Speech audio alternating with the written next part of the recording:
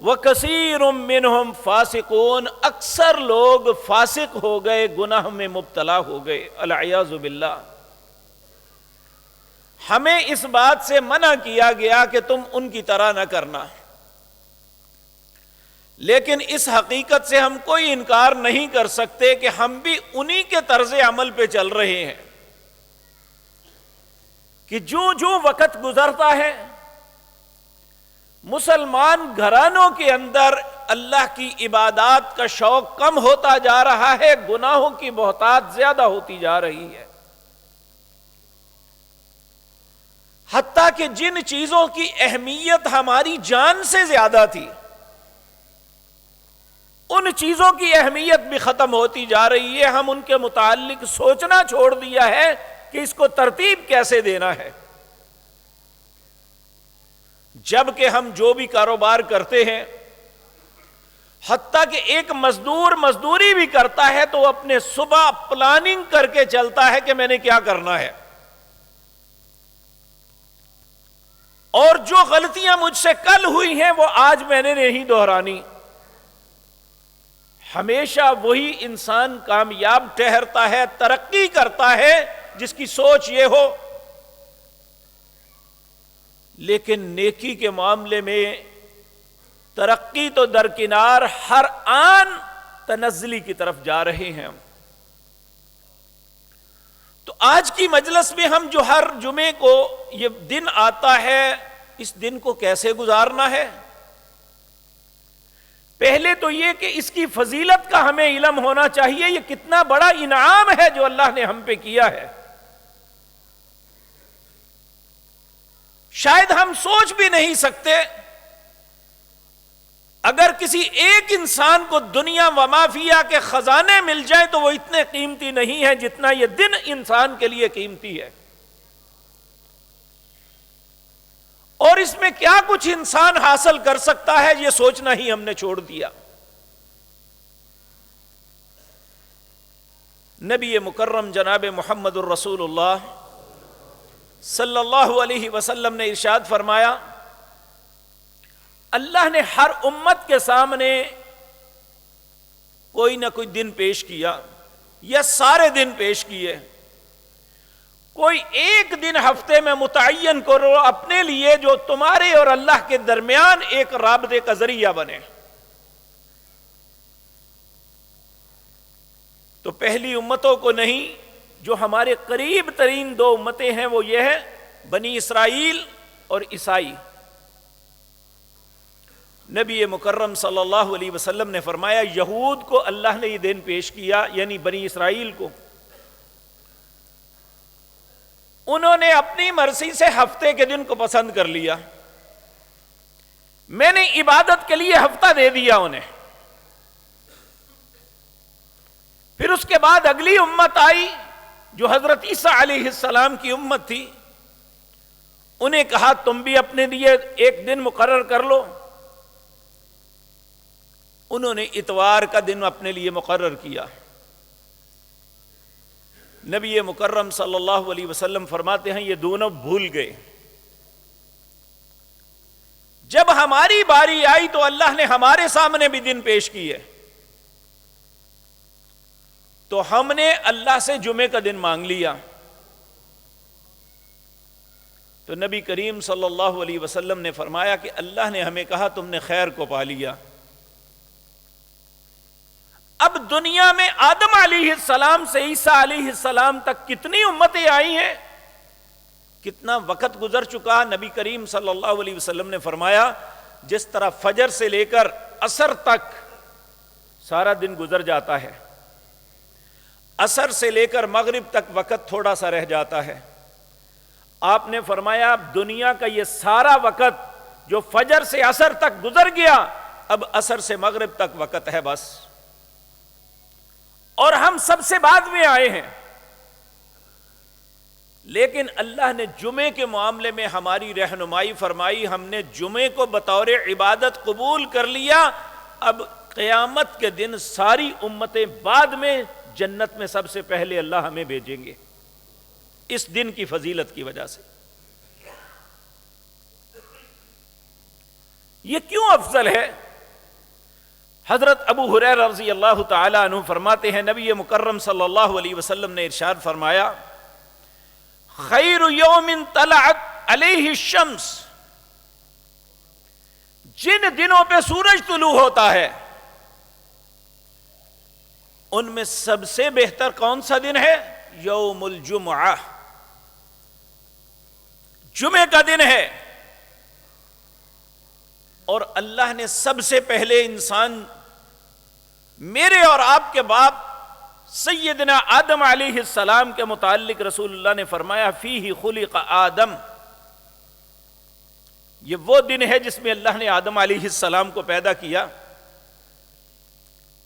وفیہ ادخل الجنہ، یہی وہ مبارک دن تھا جس دن اللہ نے آدم علیہ السلام کو جنت میں بھیجا۔ اور بدقسمتی سے اسی دن کی غلطی کی وجہ سے وفیہ اخرج منہا، اس جنت سے نکالے بھی گئے۔ اس میں دو باتیں سمجھ آتی ہیں۔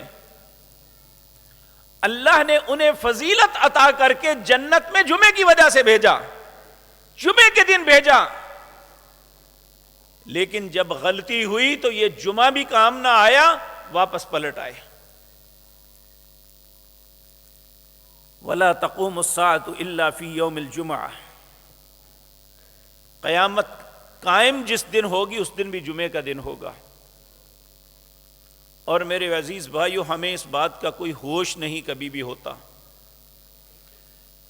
بلکہ ہم نے یہ جمعے کا دن عبادت تو دور کی بات ہے، ہم نے ایسے پروگرامز بنائے، ترتیب دیے ہوتے ہیں جو اللہ کی نافرمانی کے ہوتے ہیں کہ جمعے کے دن کریں گے اور جمعے کی رات کو کریں گے، جبکہ کیفیت یہ ہے کہ انسان کے علاوہ جتنے جاندار ہیں اس رات کو خوف سے گزارتے ہیں کل قیامت نہ آ جائے، جمعہ ہے۔ کیا کبھی ہمارے دل میں ایسا وہم بھی پیدا ہوا ہے؟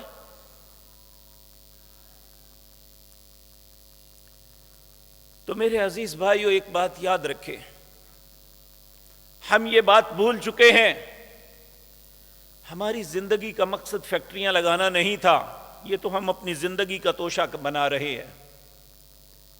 ہماری زندگی کا مقصد اپنے کاروباری سیٹ اپ کو پھیلانا نہیں تھا، ہماری زندگی کا مقصد بچے پیدا کرنے نہیں تھے،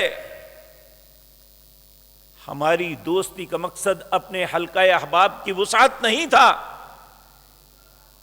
ہماری زندگی کا مقصد کسی بڑے منصب پہ فائز ہونا نہیں تھا۔ وَمَا خَلَقْتُ الْجِنَّ وَالْإِنسَ إِلَّا لِيَعْبُدُونَ، اللہ نے جنوں اور انسانوں کو اپنی عبادت کے لیے پیدا کیا تھا۔ جس مقصد کے لیے اللہ نے پیدا کیا وہ ہم سب بھول چکے ہیں، الا ماشاء اللہ۔ مجھے اور آپ کو سوچنا چاہیے، وہ ثانوی حیثیت ہے، ہمارے کاروبار کرنا منع نہیں ہے، وہ کوئی حرام کام نہیں کرتے، لیکن مقصد زندگی نہیں ہے وہ۔ ہمارا مقصد زندگی کیا ہے؟ اللہ رب العزت فرماتے ہیں یا ایھا الناس، اے دنیا جہان کے لوگوں، اعبدوا ربکم، اپنے رب کی عبادت کرو۔ کیوں؟ الذی خلقکم، اس لیے کہ اس نے تمہیں پیدا کیا، والذین من قبلکم، صرف تمہیں ہی نہیں جنہوں نے تمہیں پیدا کیا اس کو بھی اللہ نے پیدا کیا تھا، والذین من قبلکم۔ کیوں عبادت کرو؟ لعلکم تتقون، تاکہ تمہیں تقوی کی نعمت مل جائے۔ جس طرح آج ہماری پاکٹ میں پیسے ہونا، ہم اچھی گاڑی بھی خرید سکتے ہیں، اچھا گھر بھی لے سکتے ہیں، اچھی فیکٹری دکان بھی کر سکتے ہیں، جو من میں آتے ہیں وہ خرید سکتے ہیں۔ تقوی وہ ٹکٹ ہے جو جنت میں داخلے کے لیے ہمارے ہاتھ میں ہونی چاہیے۔ عبادت کیوں کرنی ہے؟ لعلکم تتقون۔ روزہ کیوں رکھنا ہے؟ لعلکم تتقون۔ نماز کیوں پڑھنی ہے؟ لعلکم تتقون، تاکہ تمہیں وہ جنت کا ٹکٹ مل جائے جس کا نام تقویٰ ہے۔ تو یہ کوئی بگار نہیں جو اللہ ہم سے لیتے ہیں، بلکہ یہ وہ اقساط ہیں جو جہنم کی آزادی کے لیے ہم دیتے ہیں۔ سورۃ مدثر کے اندر اللہ فرماتے ہیں کل نفس بما کسبت رہینہ، ہر شخص اپنے گناہوں کے بدلے جہنم میں گروی ہے، الا اصحاب الیمین، مگر وہ نہیں جس کا نامہ اعمال دائیں ہاتھ میں آ گیا۔ دائیں ہاتھ میں کس کا نامہ اعمال ہوگا؟ جس کے پاس اللہ کی عبادت ہوگی، جس کے پاس رکوع اور سجود ہوں گے، جس کے پاس قیام ہوگا، جس کے پاس جمعہ حج عمرہ ہوگا، روزہ اور اللہ کے راستے میں خرچ کرنا ہوگا، یہ ٹکٹ اسے ملے گا۔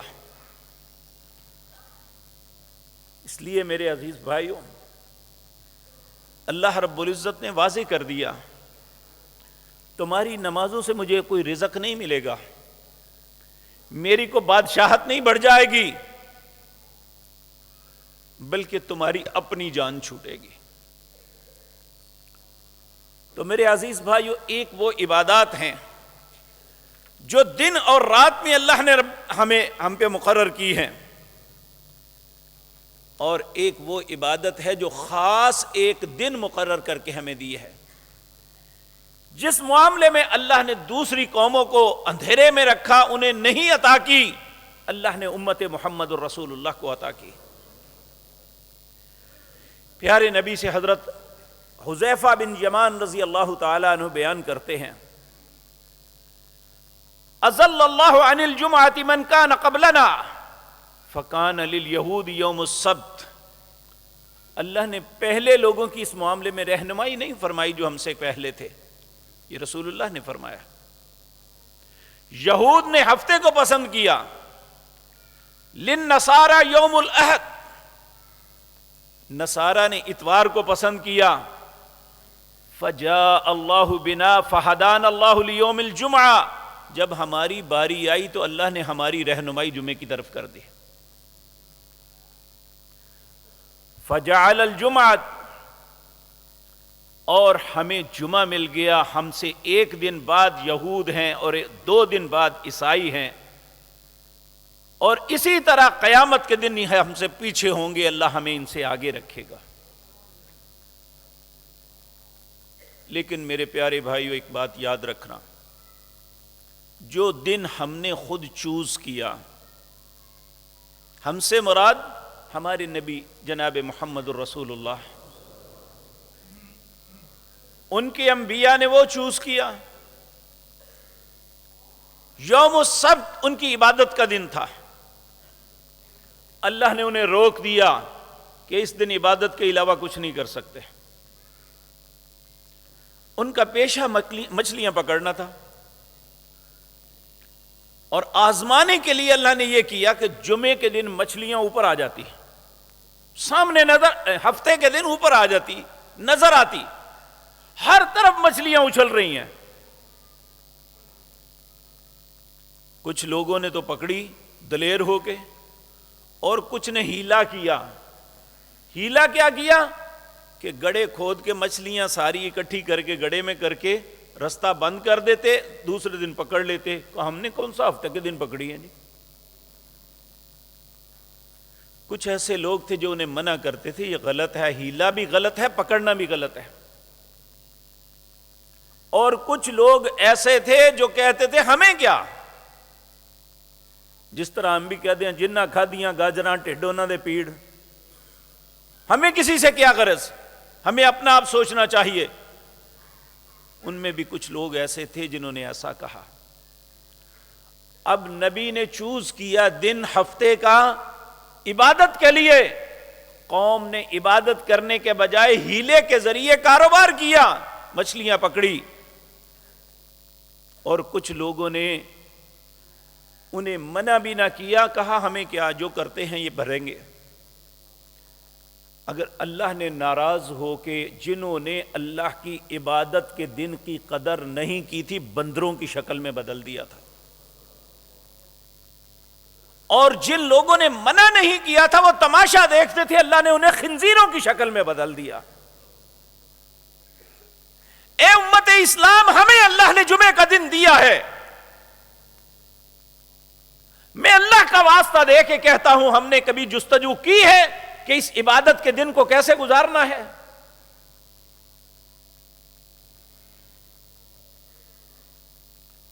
رسول اللہ نے اسے سید الایام کہا، سارے دنوں کا سردار ہے۔ ایک حدیث میں آیا کہ اللہ نے ہمارے لیے اس دن کو عید کے طور پہ بنایا ہے۔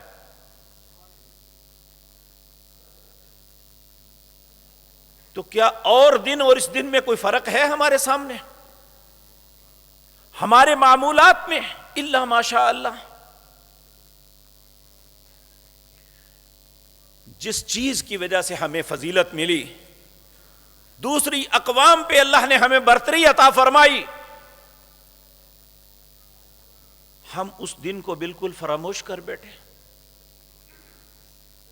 ہم میں سے بھی بعض لوگ، انہوں نے بھی ہیلے بازی کی ہوئی ہے، جو مارکیٹیں جمعے کے دن کھلتی ہیں وہ بند کر کے اللہ کے گھروں میں نہیں آتے، وہ کہتے ہیں پہلے میں پڑھتا ہوں فلاں وقت پہ، تم فلاں وقت پہ پڑھ لینا، تم فلاں وقت پہ، کاروبار بھی چلتا رہے اور جمعہ بھی ہو جائے۔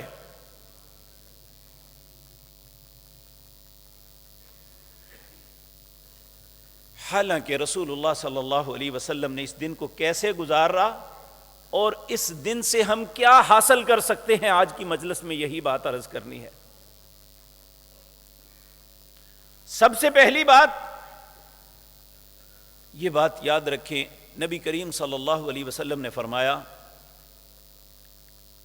جمعے کے دن فجر کی نماز کو مسجد کے اندر باجماعت پڑھنا، جتنی ہفتے میں نمازیں آپ پڑھتے ہیں ان سب سے زیادہ افضل ہے، ان سب سے زیادہ اجر ہے۔ اور جمعے کے دن فجر کی نماز رسول اللہ کی زندگی بھر معمول یہ تھا، آپ پہلی رکعت میں سورت الف لام میم سجدہ پڑھتے، دو سورتیں ہیں سجدے والی، ایک حامیم سجدہ، ایک الف لام میم سجدہ۔ الف لام میم سجدہ یہ 21ویں پارے کی سیکنڈ لاسٹ سورت ہے، حامیم سجدہ 24ویں پارے میں ہے۔ پہلی رکعت میں سورت الف لام میم سجدہ کی تلاوت فرماتے اور ان میں سجدہ کرتے۔ اور بعض اوقات ایسا بھی ہوتا ہے، ہم نے حرم میں بھی دیکھا اور یہاں بھی دیکھتے ہیں، بعض اوقات چلتے ہوئے کوئی مسافر یا کوئی شخص نماز کے لیے تشریف لاتے ہیں، وہ حیران پریشان ہو جاتے ہیں کہ یہ سجدے میں کیوں پڑے ہیں اور سجدہ نہیں کرتے۔ حرم میں بھی ایسا ہوتا ہے کہ سجدہ تلاوت کیا جاتا ہے اور مقتدی کو پتہ ہی نہیں کہ رسول اللہ کی سنت ہے اور ہم نے سجدہ کرنا ہے۔ یہاں پہ ہمیں اپنے ائمہ دین کو، اپنے ائمہ مساجد کو مجبور کرنا چاہیے کہ رسول اللہ کی سنت کے مطابق نمازیں پڑھاؤ۔ اور دوسری رکعت میں سورت دہر یا سورت انسان، اس کے دو نام ہیں سورت کے، یہ 29ویں پارے کی سیکنڈ لاسٹ سورت ہے۔ آپ فجر کی نماز میں پہلی رکعت میں سورت الف لام میم سجدہ کی تلاوت کرتے، دوسری رکعت میں سورت دہر کی تلاوت فرماتے۔ آج 99% مساجد میں ائمہ کو بھی شاید نہ پتا ہو کہ رسول اللہ کا یہ حکم ہے، یا وہ اس لیے نہیں پڑھتے کہ یہ تھوڑی سی ترتیب میں لمبی پڑھنی پڑتی ہے۔ اور ہمیں بھی تھکاوٹ، کسی سے پیسے لینے ہو نا، وہ 3 گھنٹے باہر کھڑا کر دے، ہمیں تھکاوٹ نہیں ہوتی، لیکن نماز میں 10 سے 12 منٹ لگ جائے تو بڑی تھکاوٹ ہو جاتی ہے، جبکہ وہاں اللہ کی بارگاہ میں کھڑے ہیں۔ نبی کریم صلی اللہ علیہ وسلم نے فرمایا، کسی بھی انسان کی سب سے بہترین نماز وہ ہے جس کے قیام میں قرآن زیادہ پڑھا جائے۔ مولوی تو ہمارے کمی ہیں، لڑ پڑتے ہیں کہ بھئی اتنی لمبی نماز پڑھا دی، 10 منٹ 12 منٹ لگا دیے، کیوں؟ اللہ اکبر۔ رسول اللہ ایک دن فجر کی نماز پڑھانے لگے، یہ معجزہ ہی ہو سکتا ہے اور کچھ نہیں۔ صحابہ پیچھے کھڑے ہیں، سورۃ بقرہ ساری پڑھ دی، 2.5 پارے۔ انہوں نے کہا رکوع میں چلے جائیں گے، سورۃ آل عمران شروع کر دی، 3.25 پارے ہو گئے۔ انہوں نے کہا اب رکوع چلے جائیں گے، آگے سورۃ نساء شروع کر دی، سورۃ نساء کے بعد المائدہ شروع کر دی، 6 پارے تک پہنچ گئے، ایک رکعت میں یہ ساری سورتیں پڑھ گئے۔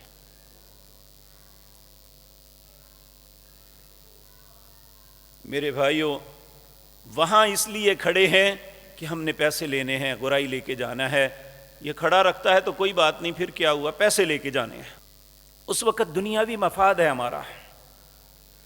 کاش ہم دین کے مفاد کو بھی سمجھ لیں تو پھر ہماری ٹانگوں میں کبھی تھکاوٹ نہیں ہوگی، ہمیں لطف آئے گا کہ میں اپنے رب کے سامنے لینے کے لیے کچھ کھڑا ہوں، اور جب میں فارغ ہوگا مجھے اجرت ملے گی، وہ اجرت دنیا کی اجرتوں سے بہت بہتر ہوگی، وہ جنت کے نعمتیں ہوں گی انشاءاللہ۔ سب سے پہلا عمل جو رسول اللہ صلی اللہ علیہ وسلم نے جمعے کے دن کیا وہ فجر کی نماز ہے، اور فجر کی نماز کے اندر یہ دونوں سورتیں پڑھنی چاہیے۔ اس کے بعد نبی کریم صلی اللہ علیہ وسلم نے فرمایا جو جمعے کے دن سورت کہف، یہ 15ویں پارے میں شروع ہوتی ہے بنی اسرائیل کے بعد، 16ویں پارے میں اس کا کچھ حصہ ہے، تقریباً 4 رکوع 16ویں پارے میں ہے۔ جو سورت کہف کی تلاوت کر لیتا ہے، اگر وہ اس کو تہجد کے وقت کرتا ہے تو اس کے اور مکے کے درمیان جتنا فاصلہ ہے اللہ اتنا نور اسے عطا کر دیتے ہیں۔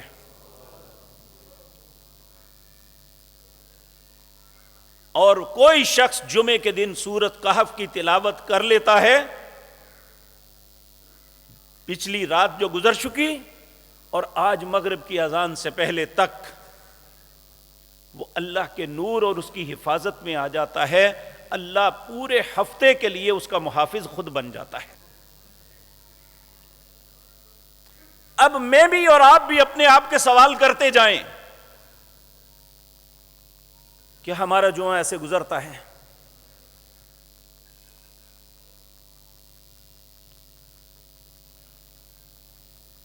میرے عزیز بھائیوں، ہم میں سے کوئی بھی شخص یہ استطاعت نہیں رکھتا کہ وہ ہر جمعے کو ایک اونٹ کی قربانی دے دے، رکھتا ہے؟ نبی کریم صلی اللہ علیہ وسلم نے فرمایا جو جمعے کی ادائیگی کے لیے پہلی گھڑی میں مسجد آتا ہے اسے اللہ اونٹ کی قربانی کا ثواب عطا کرتے ہیں، جو دوسری گھڑی میں آتا ہے اللہ اسے گائے کی قربانی کا ثواب عطا کرتے ہیں، جو تیسری گھڑی میں آتا ہے اسے بکرے کی قربانی کا ثواب ملتا ہے، جو چوتھی گھڑی میں آتا ہے اسے ایک مرغی کے قربانی یا صدقے کا ثواب ملتا ہے، جو آخری گھڑی میں آتا ہے اسے اللہ ایک انڈے کے صدقے کا ثواب دیتے ہیں۔ جس وقت اذان کے اللہ اکبر شروع ہوتی ہے، امام منبر پہ آ جاتا ہے، جو فرشتے آپ کو آتے ہوئے نام لکھ رہے ہیں رجسٹر بند کر کے اندر آ جاتے ہیں۔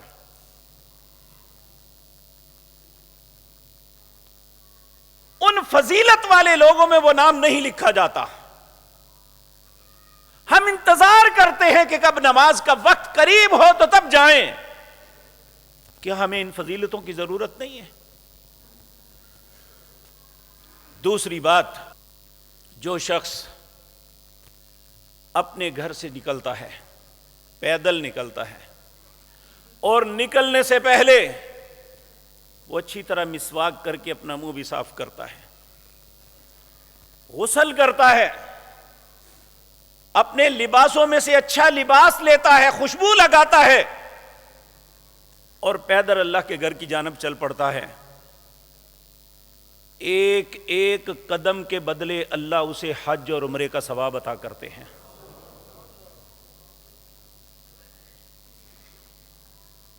کتنا فضیلت والا وقت ہے۔ عراق کا ایک کلپ دیکھا، شدید دھوپ ہے، ایک بزرگ آدمی کو 70-80 سال کے درمیان اس کی عمر ہے، وہ اپنے بھاری برکم جسم کو گھسیٹتا ہوا جا رہا ہے دھوپ کے اندر۔ ایک پاس سے گاڑی والا گزرا، اس نے گاڑی روک لی، کہنے لگا یا عمی، اے میرے چچا میرے ساتھ سوار ہو جا، جہاں جانا ہے میں تمہیں چھوڑ دیتا۔ اس نے کہا نہیں بیٹے آپ چلے جائیں۔ یہ عربی میں سوال جواب ہو رہا ہے۔ وہ کہنے لگا نہیں، دھوپ بڑی سخت ہے، میں آپ کو لے کے جانا چاہتا ہوں، آپ میرے ساتھ سوار ہو جائیں۔ وہ بزرگ رسول اللہ کی حدیث پڑھتا ہے، بیٹے میں نے رسول اللہ کا فرمان سنا، جو اپنے گھر سے پیدل چلتا ہے، اللہ کی جانب، اللہ کے گھر کی جانب پیدل آتا ہے، اور اس کا ارادہ جمعے کی ادائیگی کے علاوہ کچھ نہیں ہوتا، اللہ اس کے ایک ایک قدم پہ حج اور عمرے کا ثواب دیتے ہیں۔ بیٹے میں محروم نہیں رہنا چاہتا، اللہ تجھے خوش رکھے، میں پیدل ہی جاؤں گا۔ ایک مسلمان کی سوچ تو یہ ہونی چاہیے، جس طرح ہم مال کے طالب ہیں، ہمیں نیکی کی طلب میں بھی ایسے ہی آگے بڑھنا چاہیے۔ اور یاد رکھیں نیکی کے اندر سبقت کرنے والا اللہ کو اتنا پسند ہے۔ سورۃ واقعہ کی ابتدائی آیات پڑھیں، والسابقون السابقون اولئک المقربون فی جنات النعیم ثلۃ من الاولین وقلیل من الآخرین۔ نیکی کے اندر سبقت کرنے والے اولئک المقربون، یہ قیامت کے دن اللہ کے قریب ہوں گے، فی جنات النعیم، نعمتوں والی جنت کے اندر ہوں گے، اللہ ہمارا نصیب بھی کر دے۔ ثلۃ من الاولین، جو پہلے لوگ تھے نا، یعنی رسول اللہ کے صحابہ، تابعین، تبع تابعین، ایک ثلث 1/3 ان میں ہوں گے۔ وقلیل من الآخرین، بعد میں آنے والے لوگوں میں بہت کم ہوں گے جو نیکی میں سبقت کرنے والے ہوں گے۔ آج یہ کیفیت ہے، ہم ہر معاملے میں مقابلے بازی کرتے ہیں۔ ایک نے گھر بنایا، ہم اس سے بہتر بنانے کی کوشش کرتے ہیں۔ ایک نے اپنی دکان کو ڈیکوریٹ کیا، ہم اس سے بہتر ڈیکوریشن کرتے ہیں۔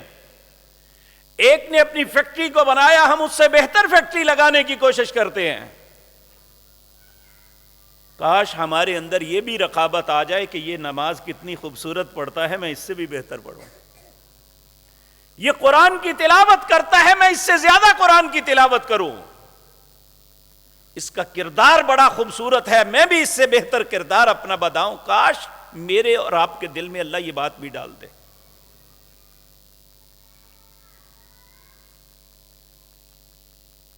اگر ایسے بن جائیں تو اللہ کے محبوب ہیں آپ، اللہ محبت کرنے والا ہے، اور آپ وہ لوگ ہیں جس سے اللہ محبت کرے گا انشاءاللہ۔ تو میرے عزیز بھائیوں، جب انسان مسجد میں آتا ہے، ہم اس معاملے میں بھی کنفیوز ہیں۔ ہر شخص الا ماشاء اللہ جمعے کے دن بھی ظہر کی طرح 4 سنتیں پڑھتا ہے آ کے، جبکہ جمعے کی نماز سے پہلے متعین سنتیں نہیں ہیں۔ اللہ کی عزت کی قسم، رسول اللہ نے متعین سنتیں نہیں کی جمعے کے دن۔ کیا ہے؟ حدیث میں آتا ہے، رسول اللہ صلی اللہ علیہ وسلم نے فرمایا، جب تم میں سے کوئی مسجد میں آئے، ایک حدیث میں آتا ہے جو اللہ نے آپ کے مقدر میں لکھا ہے پڑھو، ایک میں آتا ہے جتنی آپ کی استطاعت اور طاقت ہے پڑھو۔ جب دل میں رقت اور وہ خشوع خضوع باقی نہ رہے تو بیٹھ جاؤ، اکتاہٹ محسوس کرو تو بیٹھ جاؤ. تعداد کا تعین نہیں کیا, کہا آپ کی مرضی پہ منحصر ہے. اس وقت تک پڑھ سکتے ہیں جب تک امام ممبر پہ نہیں آتا.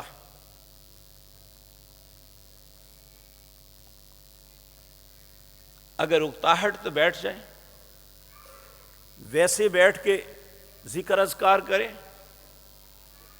قرآن کی تلاوت کر لیں. جب امام ممبر پہ آ جائے تو نبی کریم صلی اللہ علیہ وسلم نے فرمایا حماتن گوش اس کی بات سنو. اگر دوران خطبہ کوئی شخص دوران خطبہ آتا ہے, پھر کیا کرنا چاہیے؟ نبی کریم صلی اللہ علیہ وسلم کے زمانہ مبارک میں آپ خطبہ دے رہے تھے. ایک شخص آئے جن کا نام سلیق غطفانی تھا. آئے, آ کے بیٹھ گئے. نبی کریم صلی اللہ علیہ وسلم نے فرمایا یا سلیق اصلی رکعتین, اے سلیق کیا تو نے 2 رکعتیں پڑھی ہیں؟ انہوں نے کہا نہیں یا رسول اللہ صلی اللہ علیہ وسلم. آپ نے فرمایا قم, کھڑے ہو جاؤ, 2 رکعتیں پڑھو پھر بیٹھو. یہ اس وقت یہ 2 رکعتیں تحیت المسجد, مسجد آنے کے 2 نفل ہوں گے.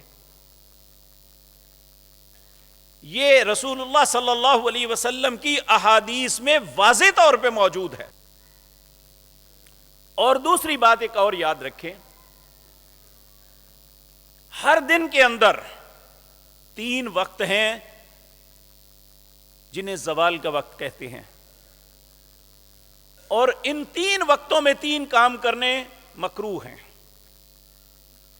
پہلا وقت جب سورج صبح طلوع ہو رہا ہو. 3 کام کیا نہیں کرنے؟ نماز نہیں پڑھنی, جنازہ نہیں پڑھنا, اور میت کو دفن نہیں کرنا. دوسرا وقت ہے نصف النہار. یہ آج 11:46 سے لے کر 11:56 10 منٹ تھا. اس وقت بھی یہ تینوں کام نہیں کرنے. اسی طرح مغرب کی اذان سے پہلے جب سورج غروب ہو رہا ہو اس وقت بھی 3 کام نہیں کرنے. لیکن جمعے کے دن اس دوپہر کے وقت جمعے کی نماز سے پہلے رسول اللہ نے فرمایا ہر دن نصف النہار پہ جہنم کو تپایا جاتا ہے سوائے جمعے کے دن کے. اس لیے جمعے کے دن جس وقت کوئی آئے نماز ادا کرے. جمعے کے دن دوپہر کے وقت زوال نہیں ہے. یہ رسول اللہ صلی اللہ علیہ وسلم کا ترمذی کے اندر حدیث آتی ہے, آپ نے فرمایا جمعے کے دن کا زوال نہیں ہے. امام ابو حنیفہ رحمۃ اللہ علیہ کے علاوہ سارے ائمہ دین اس بات پہ متفق ہیں رسول اللہ کی حدیث کے مطابق. صرف امام ابو حنیفہ رحمۃ اللہ علیہ ہیں جو کہتے ہیں نہیں زوال جمعے کو بھی ہے. شاید ان کے پاس حدیث نہ پہنچی ہو. بار رسول اللہ صلی اللہ علیہ وسلم کا جو فرمان ہے میں نے آپ کے سامنے عرض کیا. اسی طرح یہ بھی بات عرض کر دوں, بعض لوگ مسجد میں تشریف لاتے ہیں, اذان شروع ہو چکی ہوتی ہے, وہ یا بیٹھ جاتے ہیں یا کھڑے ہو کے انتظار کرتے ہیں. میرے پیارے بھائیوں, اذان نماز کے لیے ہی ایک ندا ہے. اس میں نماز کو چھوڑ دینا, رک جانا, اس کی کوئی شرعی دلیل نہیں ہے. بلکہ آپ تشریف لائے ہیں, اذان ہو رہی ہے, آپ نماز ادا کریں. تو اب خطبے کے اندر جس طرح نماز کے اندر ممنوع ہے نا بات کرنی, اسی طرح خطبہ بھی ہمتن گوش سننا ضروری ہے. بعض بھائی بعد میں تشریف لاتے ہیں اور آگے آنے کی کوشش کرتے ہیں, لوگوں کو پھاڑ کے آگے آتے ہیں. یہ اتنی سخت وعید ہے. آپ نے فرمایا من تخطى رکاب الناس اتخذ جسرہ الی جہنم. جو لوگوں کی گردنوں کو پھلانگ کے آگے آتا ہے وہ حقیقتاً جہنم کی طرف پل بنا رہا ہے. اس لیے فل اول والاول، جو پہلے آنے والے ہیں ان کا حق ہے کہ وہ پہلی صفوں میں تشریف لائیں. اور پہلی صف کی فضیلت رسول اللہ نے کیا بتائی ہے؟ ہم جس سے پیچھے بھاگتے ہیں، آپ نے فرمایا ان اللہ و ملائکتہ یصلون علی الصف الاول، اللہ اور اس کے فرشتے درود بھیجتے ہیں پہلی صف والوں پر. ایک شخص نے بولا وعلی الصف الثانی، اے اللہ کے پاک پیغمبر دوسری صف والوں پہ نہیں؟ آپ نے دوبارہ فرمایا ان اللہ و ملائکتہ یصلون علی الصف الاول، اللہ اور اس کے فرشتے درود بھیجتے ہیں پہلی صف والوں پر. اس نے پھر سوال کیا وعلی الصف الثانی، دوسری صفوں والوں پر نہیں؟ آپ نے تیسری مرتبہ پھر کہا ان اللہ و ملائکتہ یصلون علی الصف الاول، اللہ اور اس کے فرشتے درود بھیجتے ہیں پہلی صف والوں پر. اس نے پھر چوتھی مرتبہ کہا، آپ نے فرمایا نعم وعلی الصف الثانی، ہاں پچھلی صف والوں پر بھی. تو اس لیے میرے عزیز بھائیو، جب آپ جمعے کے لیے تشریف لائیں تو ہر مسلمان کو یہ چاہیے کہ جہاں تک ممکن ہے آگے جگہ موجود ہو تو پیچھے نہیں بیٹھنا چاہیے. پھر اس کے بعد باہم گفتگو سے رسول اللہ نے منع فرمایا. فرمایا ایک شخص تنکے سے کھیل رہا ہے،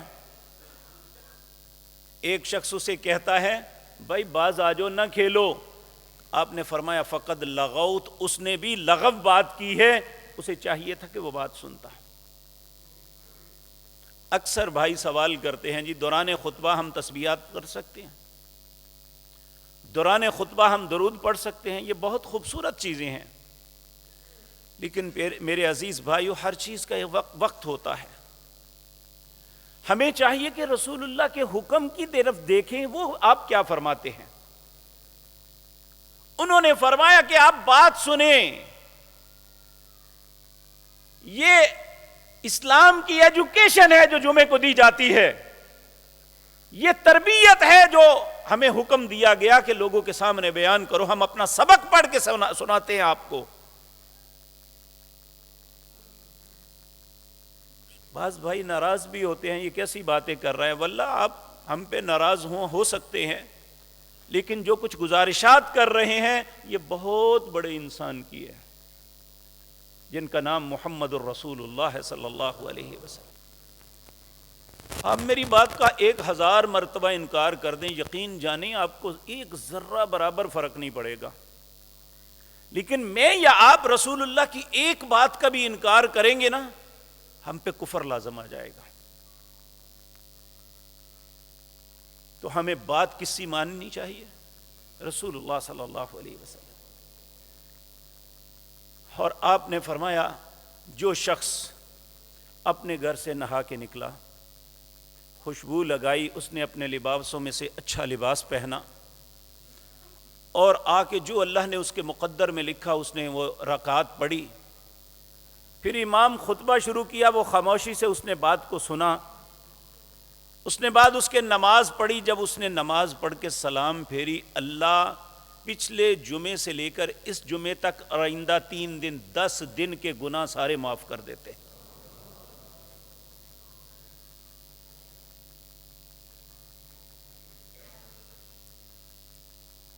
یہ میرے عزیز بھائیو بہت عظیم دن ہے.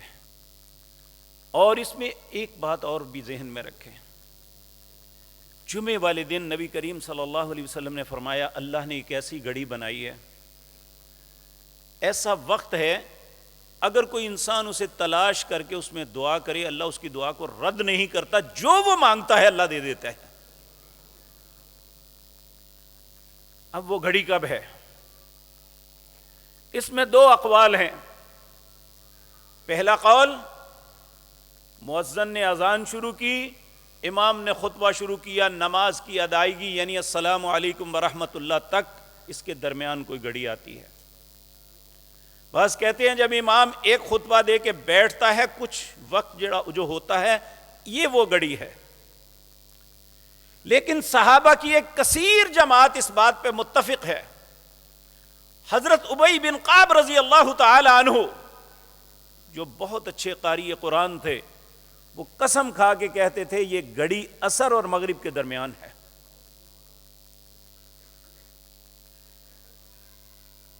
تو ہمیں اس گھڑی میں ہم میں سے اکثر لوگ اپنی پریشانیوں میں، اپنی مصیبتوں میں، اپنے معاملات میں ایسے الجھے ہوتے ہیں، بیچارے کرب میں رو رہے ہوتے ہیں، جی معاملات حل نہیں ہو رہے. ہم جمعے کی اس گھڑی کو تلاش کریں اور اس وقت اللہ سے التجا کریں. میں پورے وثوق سے کہتا ہوں اگر ہمیں وہ گھڑی مل جائے تو اللہ رد نہیں فرمائیں گے. چند دن پہلے ہمارے ایک بزرگ عالم دین یہاں تشریف لائے. انہوں نے ہمیں کہا جی آپ اپنے طلباء کو عصر کے وقت بلائیں اور عصر سے مغرب تک انہیں بٹھائیں اور وہ بیٹھ کے اذکار کریں، مغرب تک وہ دعائیں مانگیں. اللہ رب العزت یہ وقت ایسا ہے جو بہت قیمتی ہے. تو اس لیے ہمیں بھی چاہیے سارا نہ صحیح مغرب سے آدھا گھنٹہ پہلے ہی اللہ کے گھر میں حاضر ہو جائیں اور وہاں بیٹھ کے اللہ کے سامنے دعائیں مانگے، اپنی حاجات اللہ کے حضور پیش کریں. اور یقین جانیے کوئی بھی حاجت نہ ہو، ہماری سب سے بڑی حاجت یہ ہے کہ اللہ ہماری اولادوں کو ہماری آنکھوں کی ٹھنڈک بنا دے. اگر اولاد فرما بردار ہے، آپ کی مرضی کے مطابق چلتی ہے تو آپ کا دل اور آنکھیں ٹھنڈی ہیں. اگر ایسا نہیں ہے تو ماں باپ کے لیے یہی دنیا کی بہت بڑی نعمت ہی ایک وبال بن جاتی ہے. تو ہم اپنی اولادوں کے لیے دعا کریں. جن ماں باپ نے ہم پہ اتنی محنت کی، آج اگر وہ دنیا میں ہیں یا وہ تشریف لے گئے ہیں، ہم ان کے لیے دعا کریں. ہم اپنے اچھے انجام کے لیے اللہ سے دعا کریں. اللہم احسن عاقبتنا فی الامور کلہا واجرنا من خزی الدنیا وعذاب الآخرہ. یہ ہر بندے کی ضرورت ہے. اے اللہ میرے انجام کو بہت اچھا کر دے. فی الامور کلہا، سارے معاملات میں. وَأَجِرْنَا مِنْ خِزْيِ الدُّنْيَا وَعَذَابِ الْآخِرَةِ، اے اللہ دنیا کی ذلت سے بھی بچانا اور آخرت کے عذابوں سے بھی محفوظ رکھنا. یہ ہر انسان کی ضرورت ہے. کوئی انسان مستغنی نہیں ہے اس بات سے. تو میرے عزیز بھائیو، اس گھڑی کی تلاش میں ہمیں ہر جمعے کو کوشش کرنی چاہیے. آخری بات یہ ہے کہ نبی مکرم صلی اللہ علیہ وسلم آپ نے فرمایا اللہ کی ذات کے بعد ہمارے اوپر سب سے زیادہ احسانات جو ہیں وہ جناب محمد الرسول اللہ کے ہیں صلی اللہ علیہ وسلم. آج اگر ہم تھوڑے بہت جو مسلمان ہیں، ہمارے پاس جو ایمان ہے، ہمیں جو اللہ سے اچھائی کی توقعات ہیں، وہ رسول اللہ کی تعلیمات کی وجہ سے ہے. اور جس کا احسان ہو اس احسان کا بدلہ دینا چاہیے یا نہیں؟ ہم رسول اللہ کا بدلہ نہیں دے سکتے. ہم آپ کی بارگاہ میں، اللہ کی بارگاہ میں آپ کے لیے درود و سلام بھیج سکتے ہیں. اور یہ اتنی خوبصورت چیز ہے، نبی کریم صلی اللہ علیہ وسلم نے فرمایا من صلی علی مرتن صلی اللہ علیہ 10 مرات. جو ایک مرتبہ رسول اللہ پہ درود بھیجتا ہے صلی اللہ علیہ وسلم، اللہ اس بندے پر اپنی 10 رحمتیں نازل فرماتا ہے. آپ نے فرمایا جمعہ والے دن اسپیشلی اللہ فرشتوں کو مقرر کرتا ہے جو دنیا میں پھرتے ہیں. جو جمعے کے دن رسول اللہ پہ درود بھیجتا ہے، وہ فرشتے اس درود و سلام کو آپ پہ پیش کرتے ہیں. اس کی کیفیت کیا ہوتی ہے یہ اللہ ہی جانتے ہیں. اس لیے جمعے کے دن کے اذکار میں بہت خوبصورت اور عظیم ذکر جو ہے وہ رسول اللہ کی ذات مطہرہ پر درود و سلام ہے. اور درود و سلام کون سا ہے؟ جو کسی عالم دین نے بنایا نہیں، جو ہمیں رسول اللہ نے سکھایا صلی اللہ علیہ وسلم. سلام کے لفظ بھی سکھائے، السلام علیکہ ایھا النبی ورحمۃ اللہ وبرکاتہ. اس سے بہتر سلام کے لفظ کوئی نہیں ہے. ہر نماز میں تحیات میں ہم پڑھتے ہیں السلام علیکہ، سلامتی ہو آپ پر اے اللہ کے نبی، ورحمۃ اللہ وبرکاتہ، اللہ کی رحمتیں اور برکتیں نازل ہوں آپ پر. اور درود وہ جو درود ابراہیمی ہے آپ نے سکھایا، اللہم صلی علی محمد وعلی آل محمد کما صلیت علی ابراہیم وعلی آل ابراہیم انک حمید مجید، اللہم بارک علی محمد وعلی آل محمد کما بارکت علی ابراہیم وعلی آل ابراہیم انک حمید مجید. اسی طرح کچھ مخفف تھوڑے لفظ ہیں، اللہم صلی علی محمد وعلی آل محمد وبارک وسلم کما تحب وترضی. اے اللہ درود بھیج محمد الرسول اللہ کی ذات اطہر پر، وعلی آل محمد صلی اللہ علیہ وسلم، اور آپ کی آل پر، وبارک وسلم، اے اللہ انہیں برکتیں عطا فرما اور ان پہ سلامتی بھیج، کما تحب وترضی، اے اللہ جتنی تجھے پسند ہیں اور جتنے پہ تو راضی ہوتا ہے اتنے درود و سلام ان پہ بھیج. اور اس سے کم لفظ بھی یہ ہیں، صرف یہ اللہم صلی علی محمد صلی اللہ علیہ وسلم. تو یہ جمعے کے دن کا سب سے بہترین ذکر یہ ہے کہ ہم رسول اللہ صلی اللہ علیہ وسلم کی ذات مطہرہ پر پچھلے دن مغرب کی نماز سے لے کر آج مغرب کی اذان تک جو درود بھیجیں گے وہ عام دنوں کے درود سے بہت زیادہ فضیلت والا ہوگا.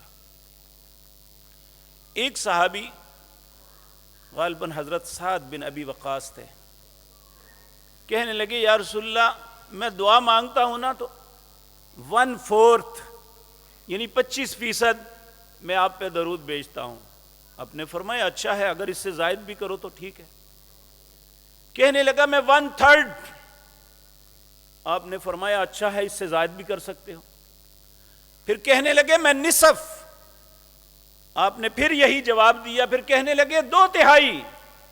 آپ نے پھر فرمایا اس سے زائد بھی کر سکتے ہو. کہنے لگے پھر میں درود ہی بھیجوں گا. تو آپ نے فرمایا اگر تم ایسا کرو گے تو اللہ تیرا ہر غم دور کر دے گا، تیری ہر حاجت پوری کر دے گا اور تیرے گناہوں کو معاف کر دے گا. تو میرے عزیز بھائیو، یہ جمعے کے متعلق گزارشات تھی، اس لیے میں التماس کروں گا پھر جمعے کے بعد رسول اللہ صلی اللہ علیہ وسلم اگر مسجد میں یہ سنتیں ادا کرتے تو 4 کرتے، 2 پڑھ کے. آپ نے فرمایا اگر میں 2 پڑھوں تو لوگ ظہر کی سنتیں تصور کر لیں گے.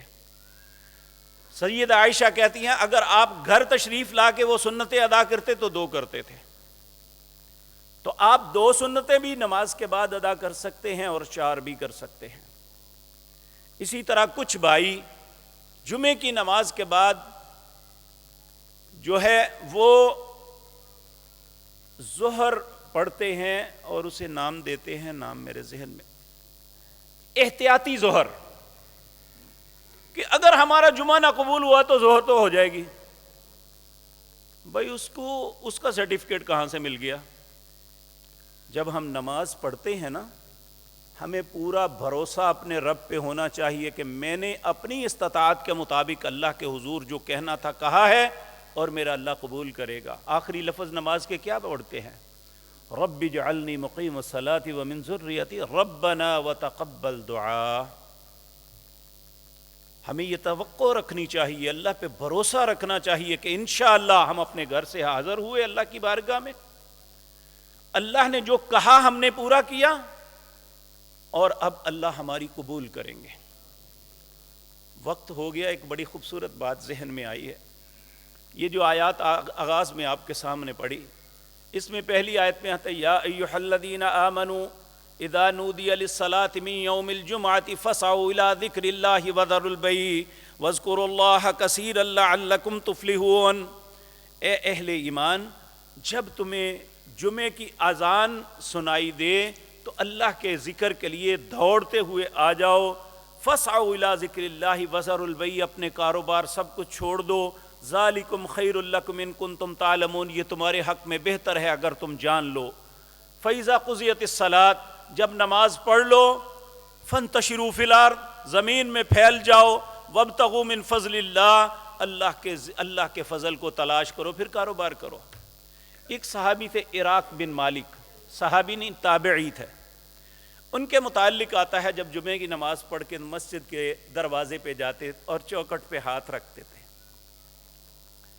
اے اللہ تو نے بلایا کہ میرے فریضے کو پورا کرو، اے اللہ قد ادیت الفریضہ، اے اللہ تیرے فریضے کو پورا کر دیا، تو نے جمعے کا حکم دیا، نماز کا میں نے کر دی، اب تو نے حکم دیا فانتشروا فی الارض، اے اللہ تو نے حکم دیا اب نکلو اور زمین میں اپنا میرا فضل تلاش کرو، اے اللہ میں تیرے حکم کے مطابق نکل رہا ہوں، اے اللہ تو اپنے خاص فضل سے مجھے عطا کر دے۔